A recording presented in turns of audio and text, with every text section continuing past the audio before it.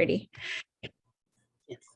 And since we don't have to have a quorum, other folks can just join in as they get here. So I hope everyone was able to look at those documents that we circulated, which was the previous 5 years ago strategic plan, as well as the 1-year school improvement plan that the folks at the school have put together.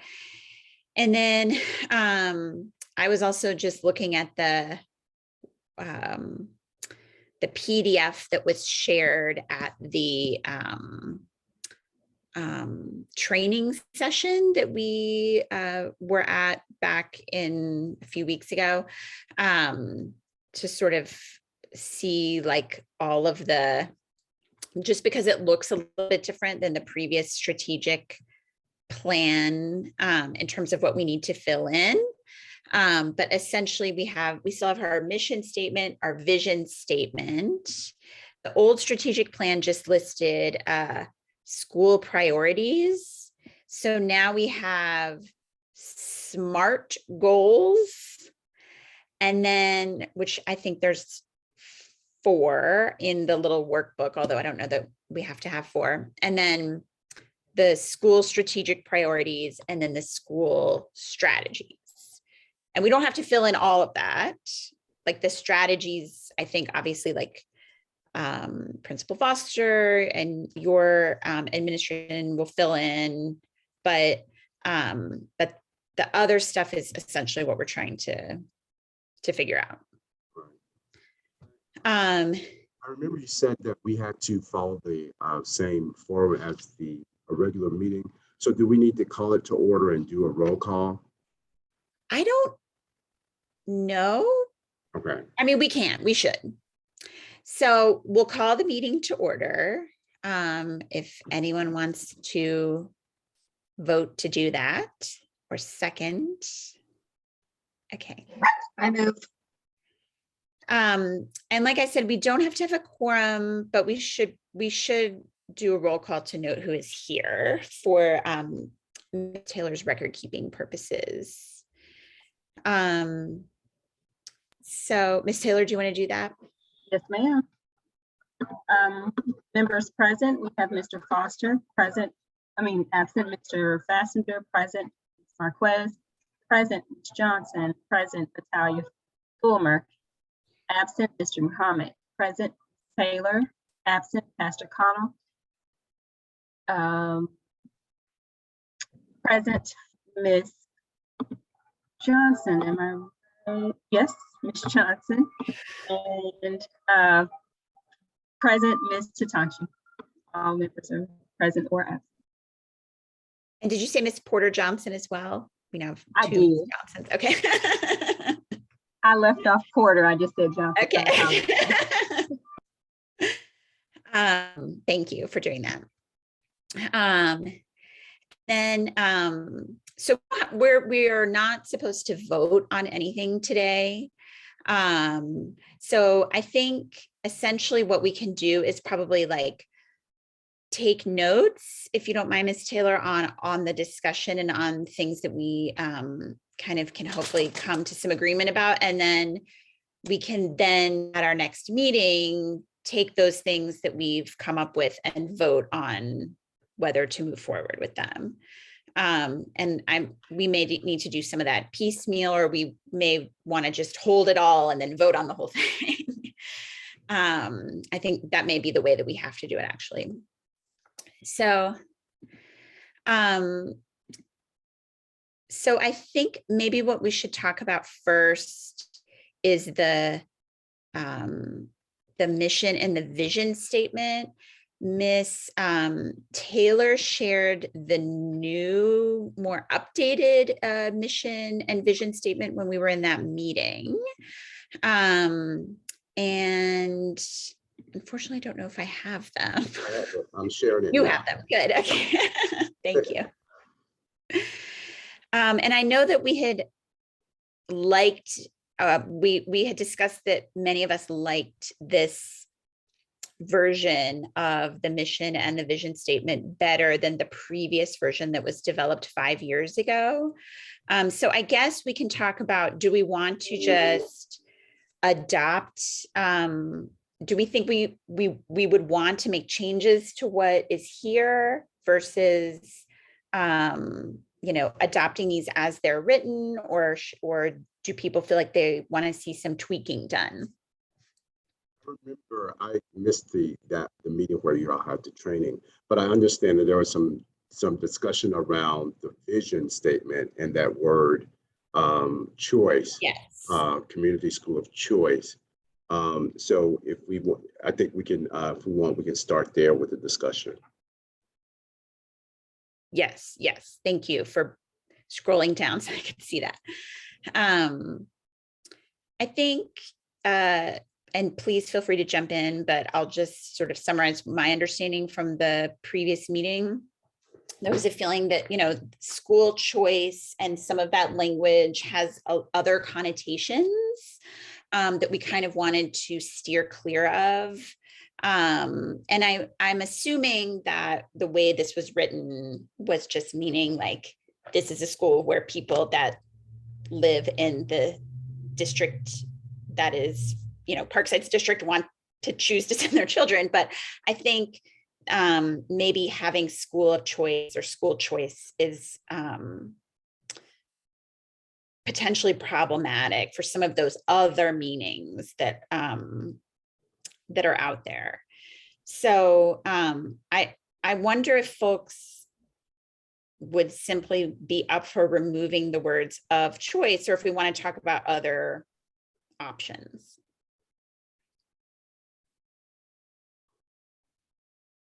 That makes sense to me. I agree. I agree. Likewise, I vote for removing of choice.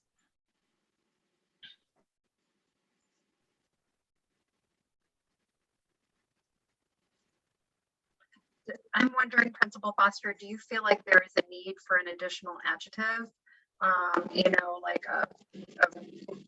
That is not choice, but or do you feel like the sentence is still acknowledges what the vision that you had for it when we remove that? But I should say, I think we need to change it. We either need to remove choice or change it to something else. But what do you think? Yeah, I'm totally okay with that. At the time, 5 years ago, we were in a different space. And I think it was more or less having community choose our school over others, schools in the catchment area, like the ANCS and the other charter schools. And so that's why I think that's why we initially put that language in. But I think we're in a different place now, and removing it, I think is fine. I'm not married to it. I'm okay with taking it out, because community school is what I want. It's what's most important to me in that statement. Yeah. And to your point, I think having the word community in there is important and connotates some of the same sentiments that you were aiming for in the previous version.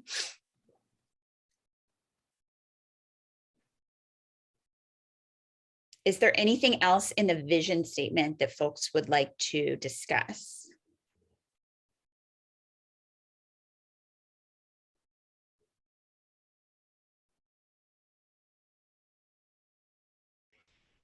This is Will. I know I just jumped in here real late. Oh, hi, welcome.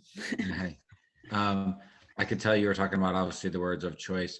Was the discussion about only removing it or substituting it? Both.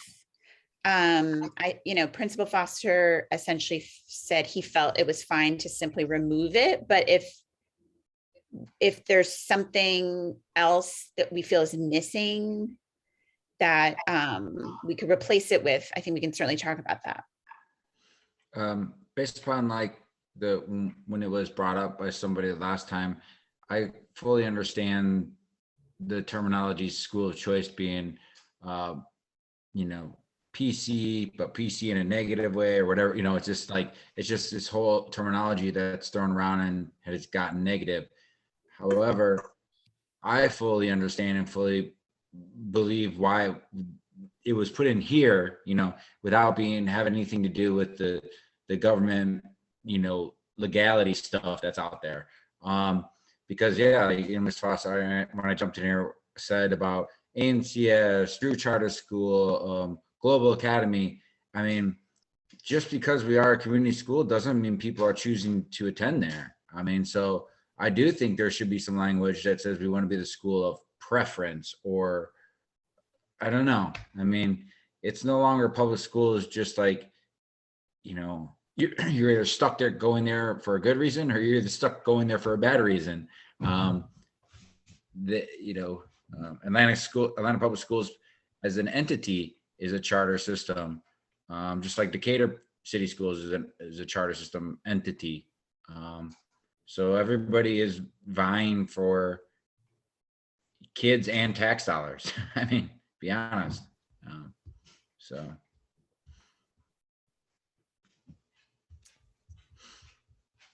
How do others feel about that?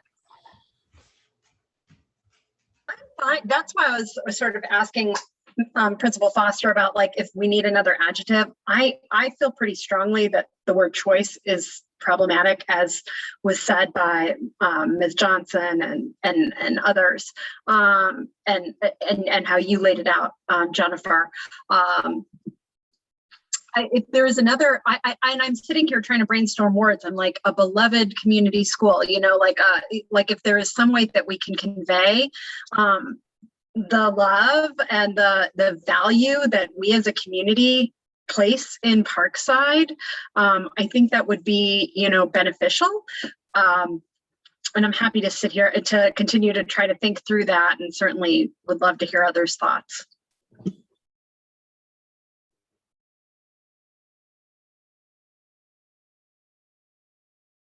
I also would say again, I know that there has been some more give and take of recent since the implementation of some of these charter schools, but I would definitely, you know, people can remember back when they first were taking hold, there was a flight to them, I would say, for lack of a better term.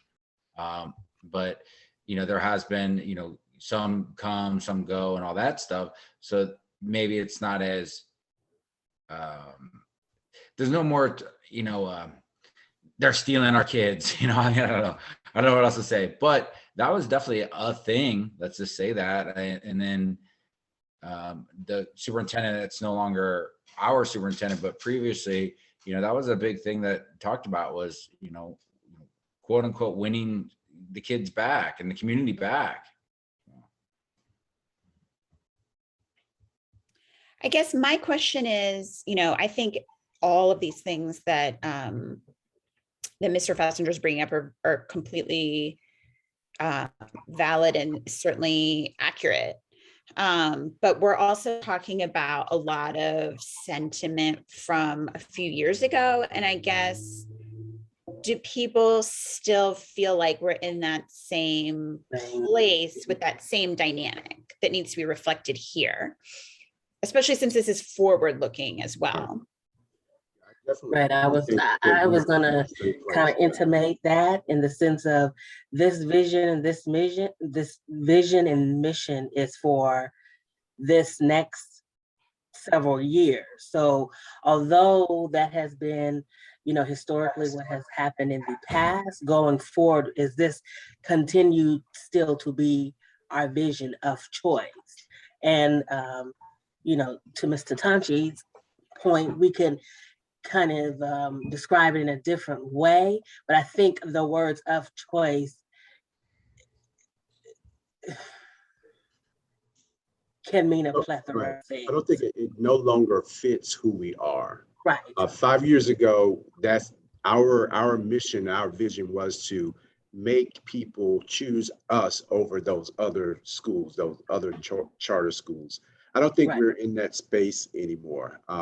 So we don't need those words to define who we are. That's not what we're trying to do. I think the words do need to be taken out.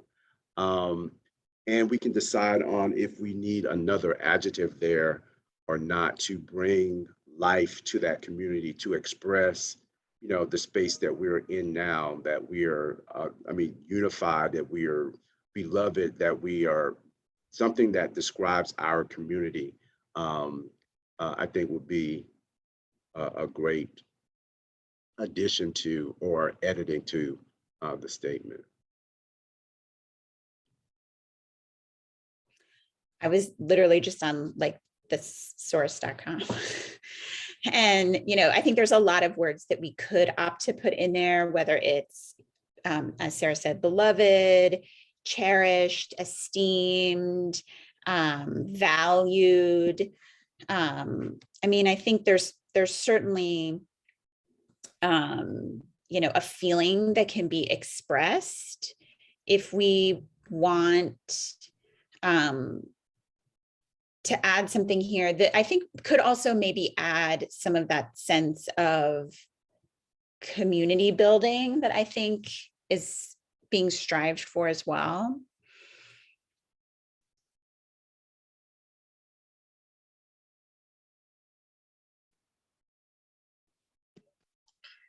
A lot of that resonates with me.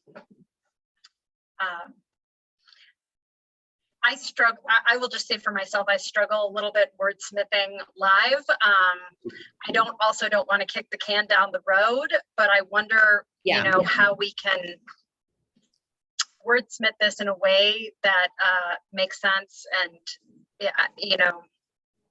I wonder if like a couple of people could work on it and come back, but I know we're not trying to have a million meetings, or we could exchange it over email or something like that. What do you think?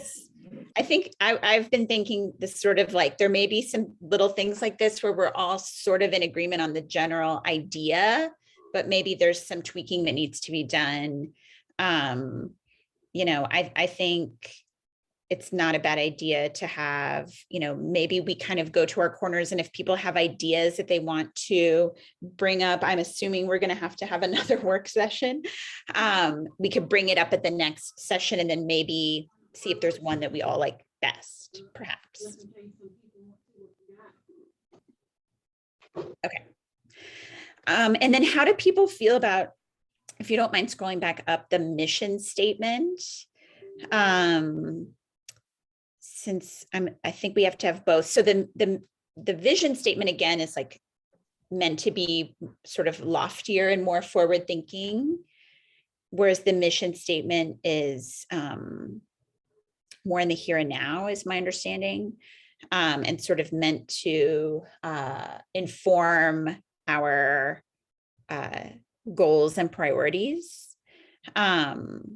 more concretely. So how do people feel about this mission statement as it's written?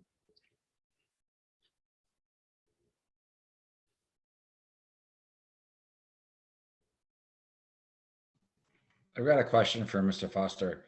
Mr. Foster, on other schools' mission statements, if you're at all familiar with them, have any of them made them quantifiable or measurable? I say the word because in corporate world where I came from, we are always taught to make our mission statements measurable, to kind of see if you achieve them, kind of thing. Not the ones that I'm familiar with. They haven't made them measurable. Okay.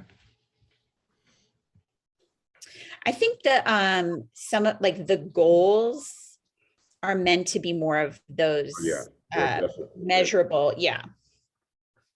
When we get into determining our SMART goals. I still really love this mission statement. It feels like it is right to me. My only question is just wondering if as focused as we are on IB, if there's something there that we want to add in, just given that it's such a focus, maybe something inquiry, or I'm not sure. A lot of these words came from IB. Yeah. When we revised it, a couple of years ago, it was with that IB focus. Okay.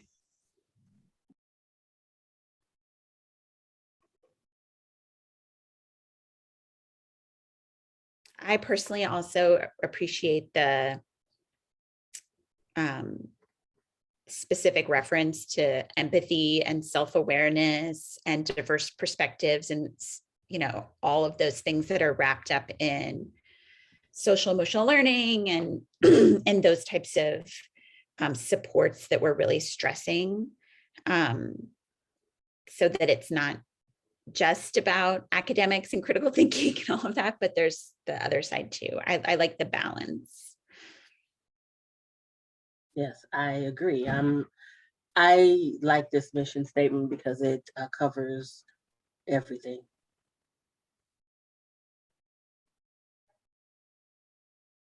I love it. For the grammar teachers, does there need to be a comma after empathetic, or no? I honestly don't know the answer. I think that. I don't Back think and forth, so. you Yeah. don't. I think that's Thank an you, grammar adjective. teachers. Because critical thinker is like a little compound phrase. Yeah, empathetic is the adjective. Yes. You guys are so smart. Thank you for teaching my child.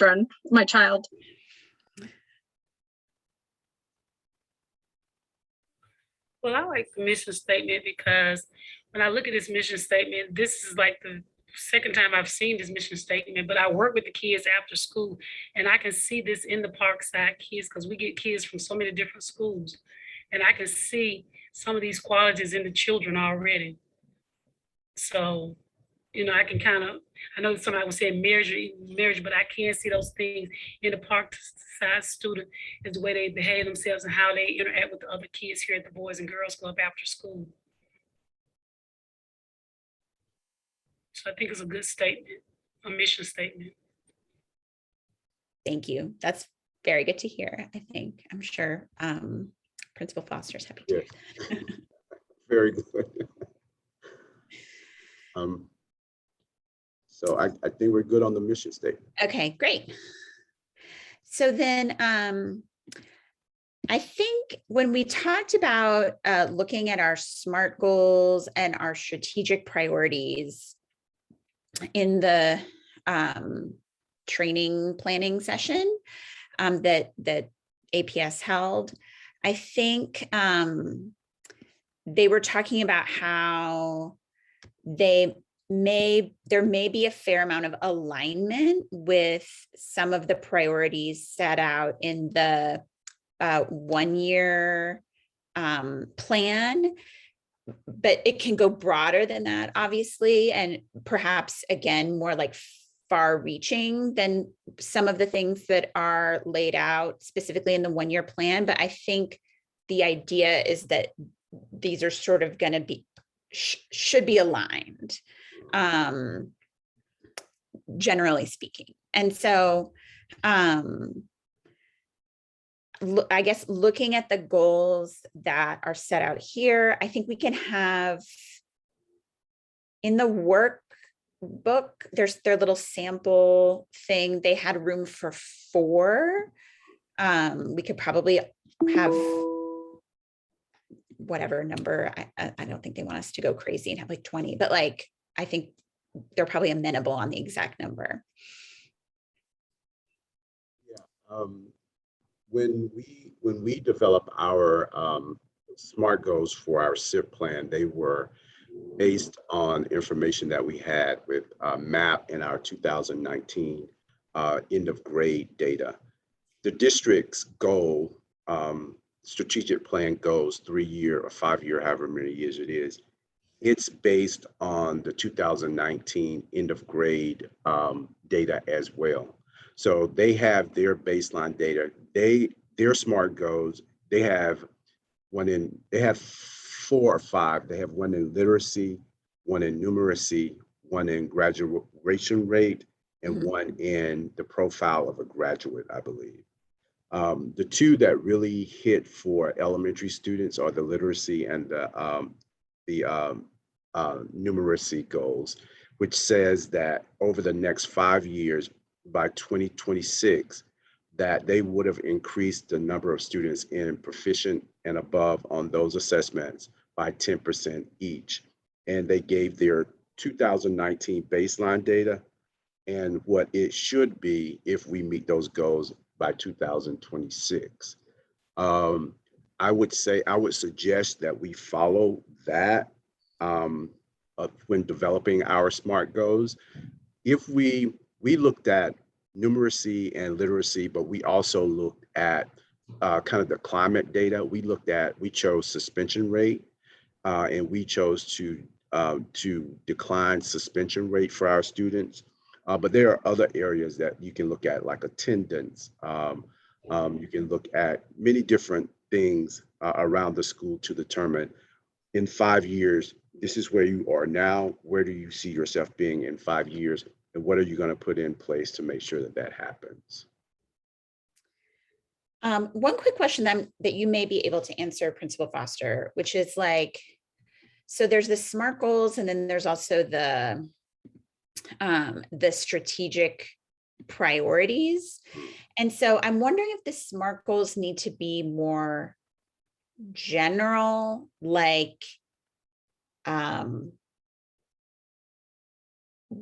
reduce, improve, students, or like strengthen, students' grasp of this, or something that's more sort of overarching. And then should the priorities then get into some of these specific like targets that you're trying to hit? And this is how we did it. We did it in the reverse of that. Over the last strategic plan, we determined based on our data what our issues were, where we could see growth, and then we picked 3 of those areas and developed SMART goals around them. Mm-hmm. After we developed our SMART goals, then we looked at the different strategies different action steps that we were going to put in place to reach that goal. You can't do all of those action steps in a year, right? So then you prioritize which ones are we going to do this year and which ones are we going to do next year. So that's where those strategic priorities come in place. They kind of come from the goals, the overall arching goals, and then you have all of your action steps. Out of those action steps, which one are you going to prioritize for this school year?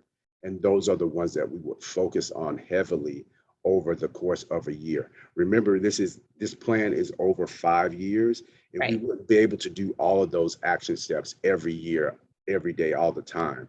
So you have to prioritize which ones you're going to work on this year, year 2, year 3, and year 4. Okay.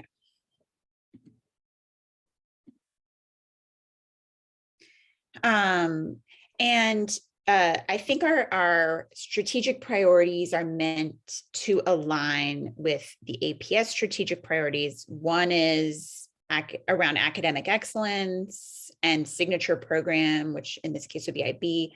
One is around student support.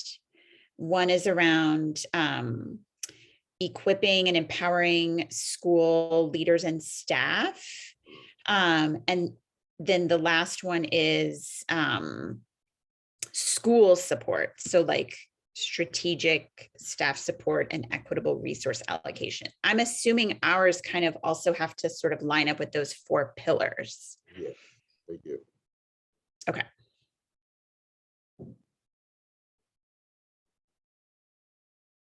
And usually almost everything that we'll do will fall into one of those buckets. And if we, outside of the strategic priorities, the district has also developed the APS 5, which are centered around data, curriculum and instruction, signature programming, personalized learning, and whole child and intervention. So everything that we do, every action step that we create should fit into one of those spaces, which would then lead back to all of those other issues, those other buckets, strategic priorities that you just mentioned.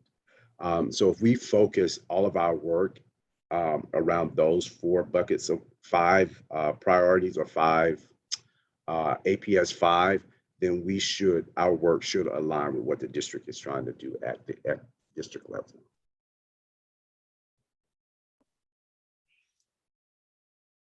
So in looking at the SMART goals, do you feel like we need to break up separate goals for like literacy versus math, or have just like one overarching SMART goal about that sort of encompasses both? We could do both. Is that for me? I'm sorry. We could do both of those, or we can do one overarching goal around academics, and an overarching goal around one of the other strategic priorities, or we can look at it specifically individually, like looking at math. Like we have a SMART goal for math, we have a SMART goal for numeracy. So Right. either way is fine. I think I would appreciate seeing them broken down as two separate, entities, so that we can kind of maybe drill down. And if we are eventually going to quantify it in like a 10%, percentile for the next 5 years, I think it would be better if we broke them down between, the numerical and the literacy, so that there's no misunderstanding of where we were to where we're going. Yeah, I mean, I think the place for the 4 SMART goals, I think, is meant to align with those 4 areas, one of which is academics, but I think we can add and have like 2 related to one area, if that makes sense. Especially if we feel like this is something that, to sort of telegraph, if we feel like this is something that's particularly important.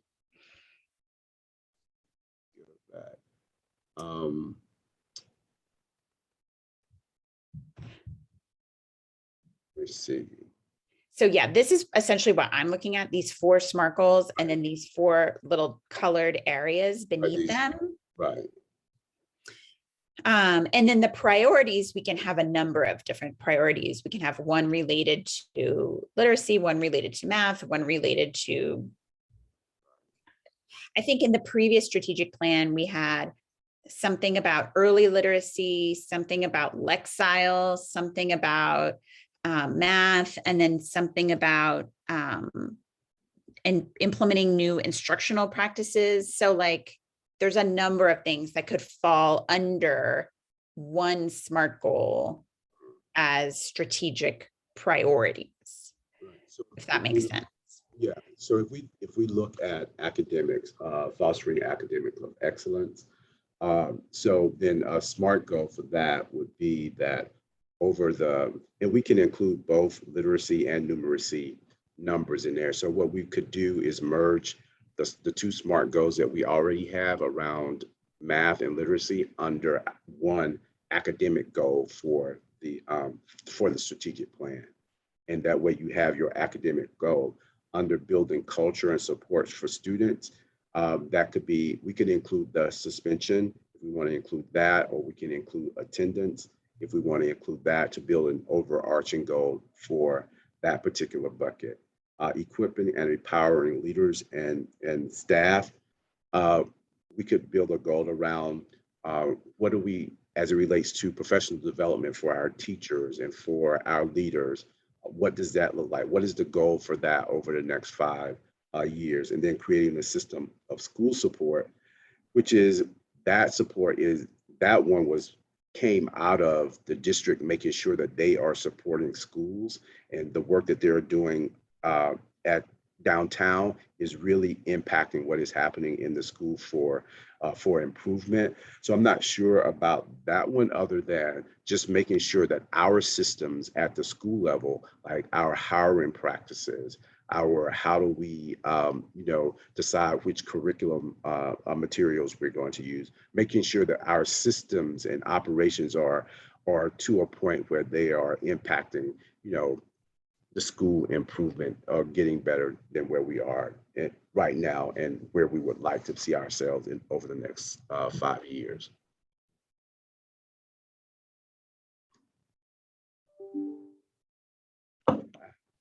Principal Foster, does that mean the systems in terms of like technology, anything along those lines when it comes to the school support? Yes, it would. Okay. I mean, making sure that when you're talking about technology, that if you're looking at it from an equity standpoint, making sure that all students have access to those technologies, making sure that all students have access to the different platforms that we may use within our school. So building systems to make sure that that is happening. And it's not just here or there. It's not, by happenstance, but there are systems in place to make sure that these things are happening correctly. Okay. At the school level.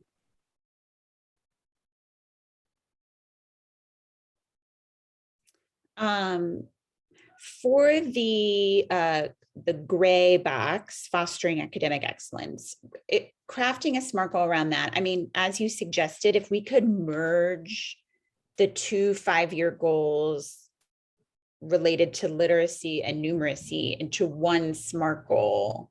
Right. I mean, I think it would be nice if we could sort of see what that would look like. Mm-hmm. And then maybe just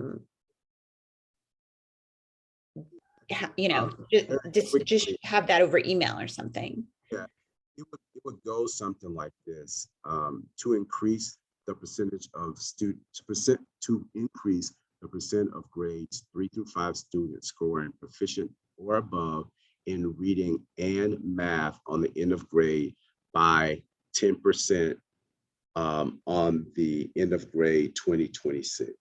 And I would put in where we are now and what that number would look like in 2026. And that would be the SMART goal for fostering academic excellence.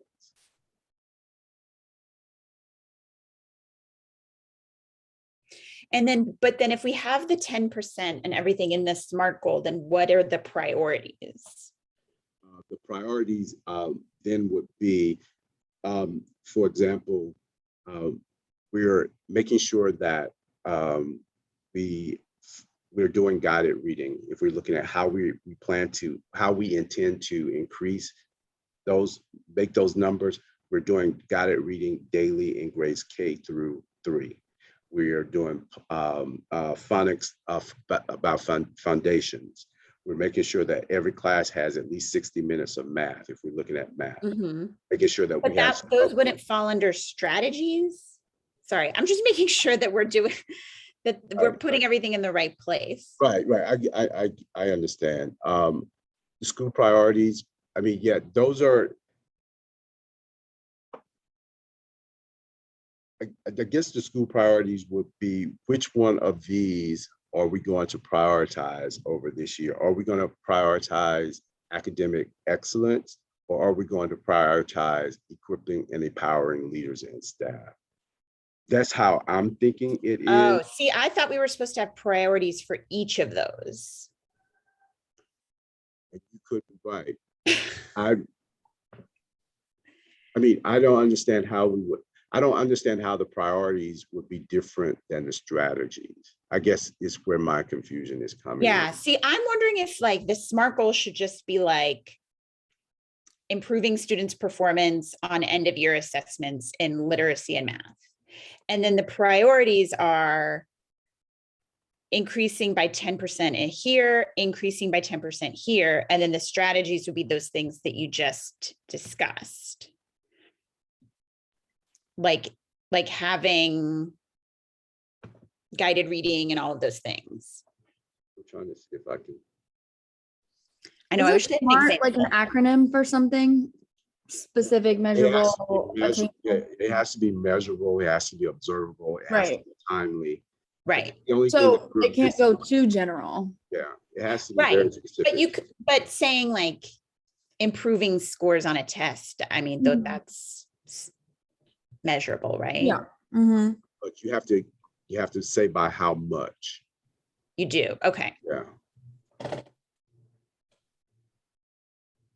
I was thinking along the terms of, okay, we have our priorities. If we have decided literacy and numeracy are our two main academic priorities, then it's how we accomplish those priorities. So like the strategy would, like you said, strategy would be how we accomplish those. Or no, I'm sorry, the priorities would be like how we accomplish those. And then the strategies would be what type of, like drilling down to like what type of guided reading, like how is the guided reading going to be measurable? That's what I was thinking along the lines of. Yeah.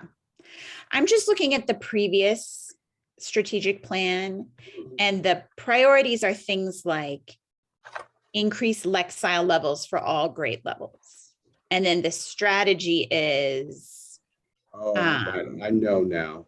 So the priorities would be, we would use our map information, like those assessments. So then we would say, how are we going to do that? By increasing our fall map scores by this much over our winter scores. So we use the map data to set those priorities.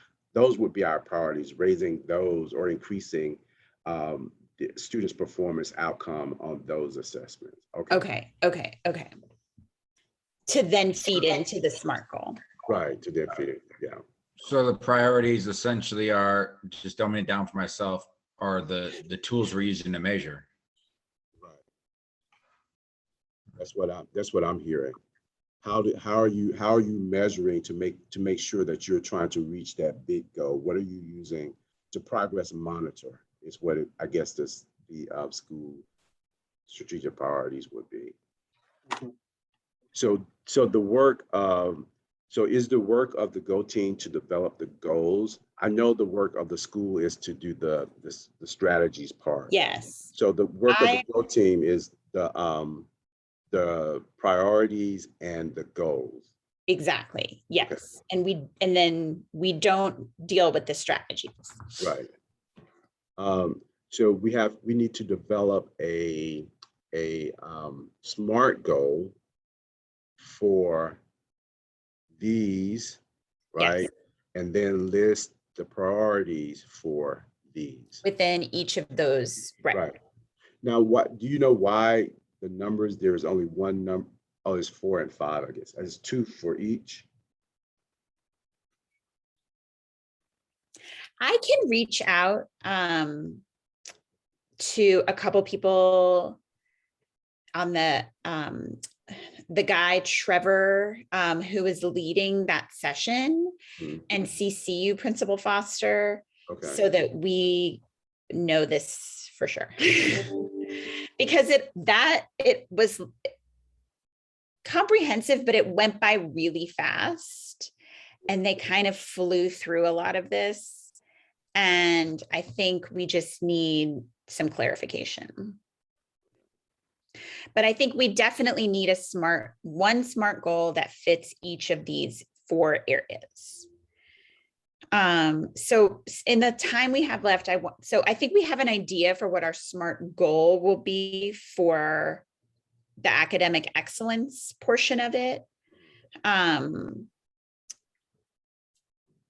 Is there anything that we want to talk about with the student support? Because I know you were focusing specifically on suspension rates in the 1-year plan, but is there language that we could think about that would encompass that, but also other areas in terms of student support? The way that I'm seeing it now from your lens is that we would develop a SMART goal around whole child intervention, personalized learning, well, in those 2 buckets. And then from that, what will we use to measure that? So then we will get our suspension data, our data, to see if we're moving in the right direction. And then what strategies are we using to make sure that these numbers are moving, would go over in the school strategies part.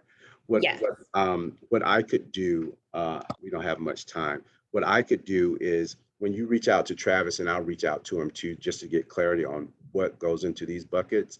And what I can do is draft some overarching goals for these 3 buckets and then bring them to this body. And then we can at least have something to look at and discuss and decide if this is what we really want to do, or do we want to do something different. Yes, So we're I not think just starting from that was very helpful to already have an idea on the table for the mission and vision statement.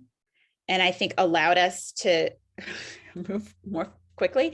Yeah. And so I think that now that we sort of have our heads wrapped around what exactly we need, then if we have ideas for sort of, even if it's not written exactly the way we want it to be written, but like of essentially what it should encompass, then we can, I think, just be more focused in figuring out, you know, what's missing and what we still need to add or whatever. Does that make sense? Does anybody else have thoughts about? Mr. Foster, does that new behavioral assessment that went out this year, that's something that provides quantitative, cumulative data for the school, and will it continue year after year so that we could incorporate that for this culture and student support? Yes, absolutely. Yeah. Well, that would be something that we could use in particularly in that bucket. So yes. Can you explain that for like the behavior? What went out?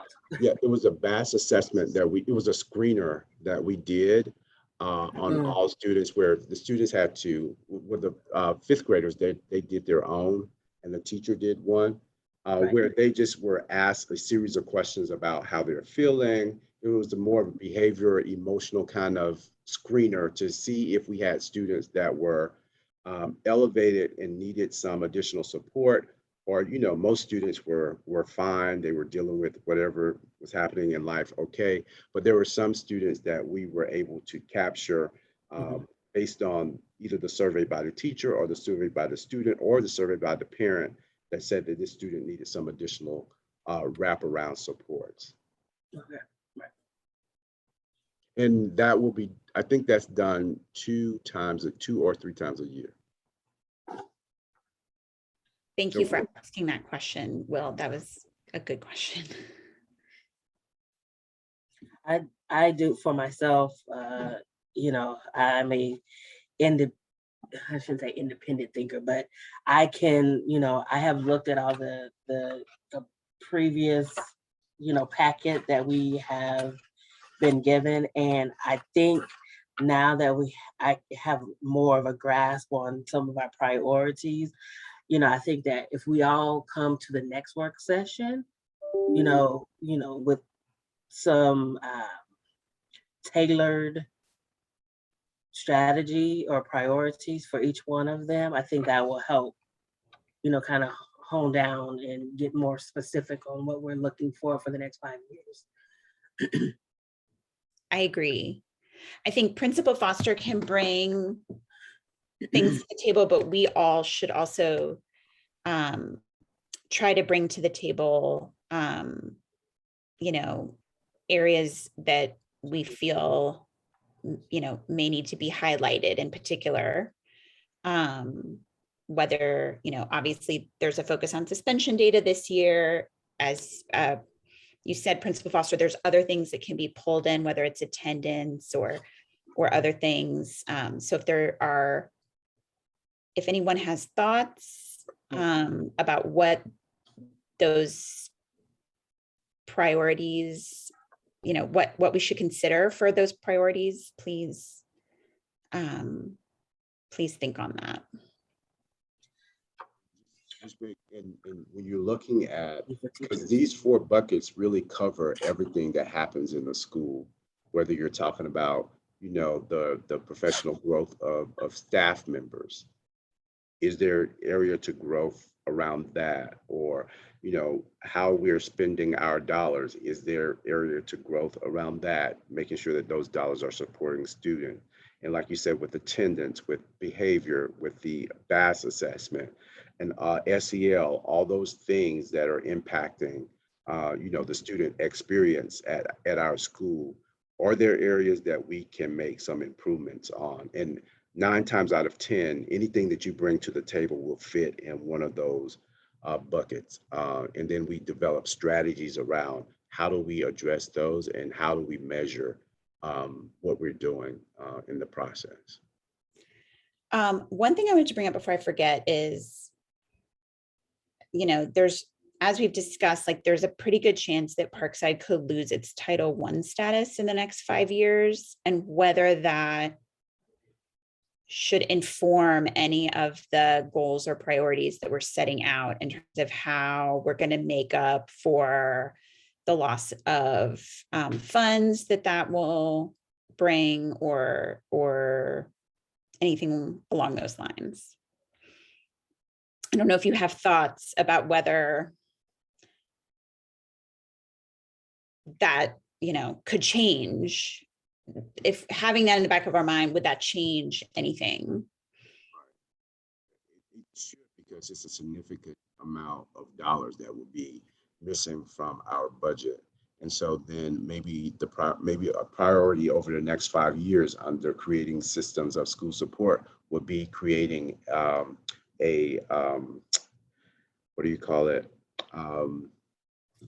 This group that raises money for the school, a foundation. That may be a priority or a goal for this over the next 5 years, to create a foundation, because that will be an issue that we have over the next 5 years, of looking for those dollars that we won't be getting from the federal government anymore. Did you say how much, Principal Foster, that was? Our annual budget is about $244,000. Oh, wow. Okay, yeah, that would definitely have to be within, our goals. I just thought it was something to think about as we're considering all of this. Since as we know from going through those of us that went through the budget last spring, that's going to have quite a large impact. It's going to look very different this year for that reason, and also for the EIP reason that the state did. That's going to have an impact on our school as well.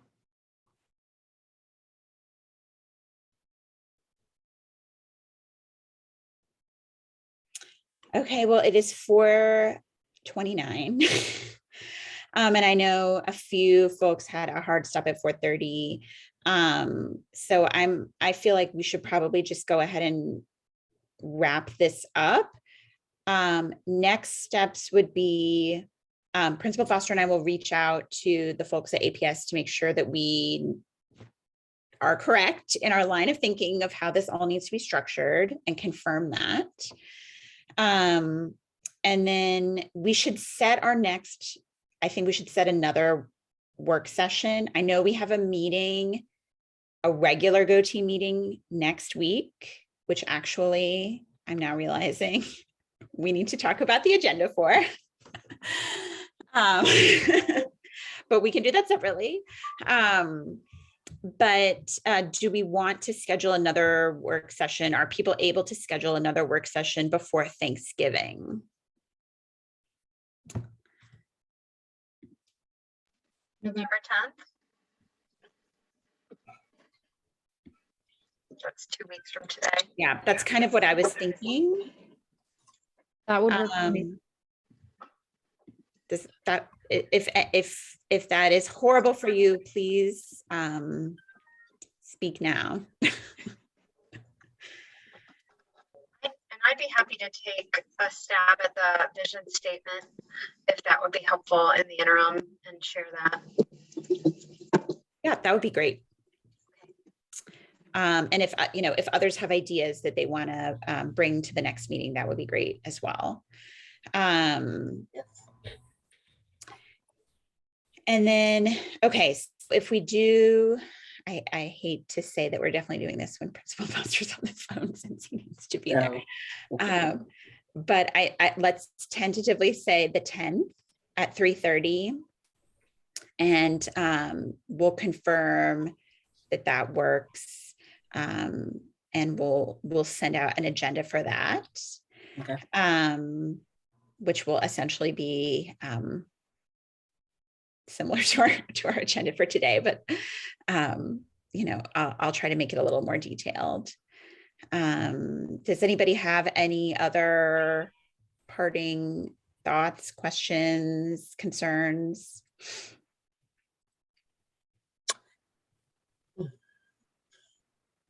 All right. I know this is like a bit of a slog, so I appreciate everyone hanging in for this process, which is, I think, new to everyone except Principal Foster, who I'm pretty sure did this the moment that he arrived at Parkside and has probably erased it from his memory. He's a problem. See you guys weekly. Yeah, oh, exactly. Principal Foster, can you please very quickly confirm, we were just talking about scheduling another work session for 2 weeks from today on the 10th. Is that fine with you?